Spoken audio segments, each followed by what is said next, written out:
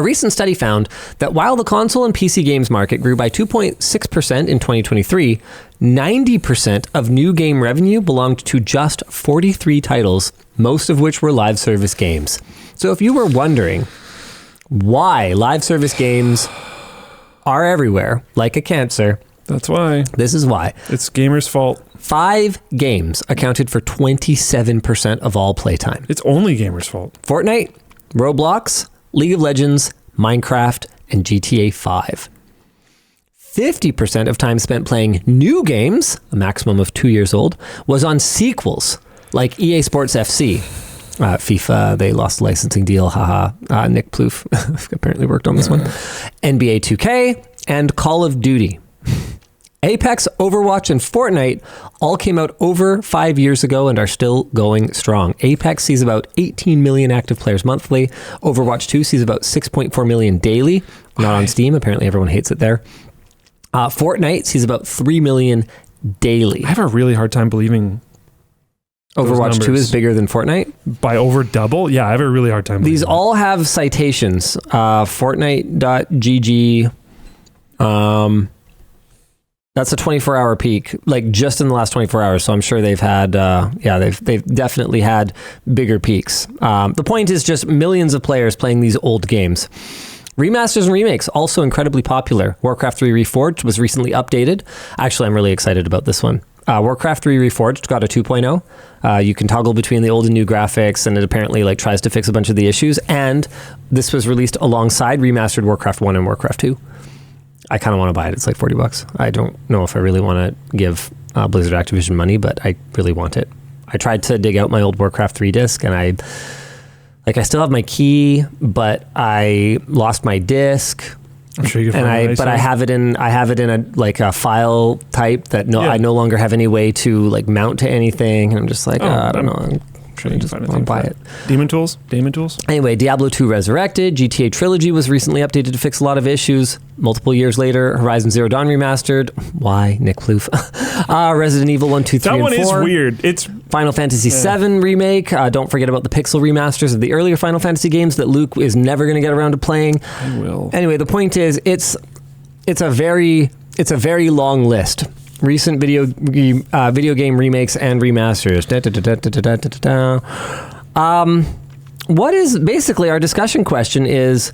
There are plenty of games that needed a remaster. Horizon Zero Dawn was not one of them. What is the deal with this? Gamers suck. Okay.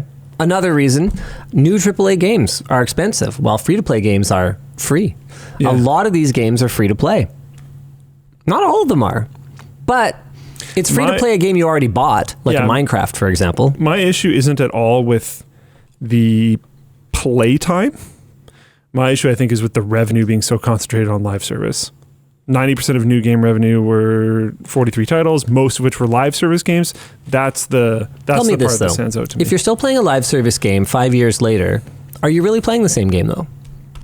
I mean, the fact that they had to release classic modes at all sort of suggests that, or acknowledges I kind of do agree with that the game has changed enough, and that's their whole model, right, is to keep taking that money that they're making and putting it into new content that keeps people engaged. Now, that can obviously manifest in sort of really negative ways, manipulative ways. Yes. But on paper, the idea is not that crazy. It's almost like episodic gaming, but more money and more effective, I guess. Yeah, and to be clear, like, you know, if you play some free game a ton, spending an amount of money on that game that you think is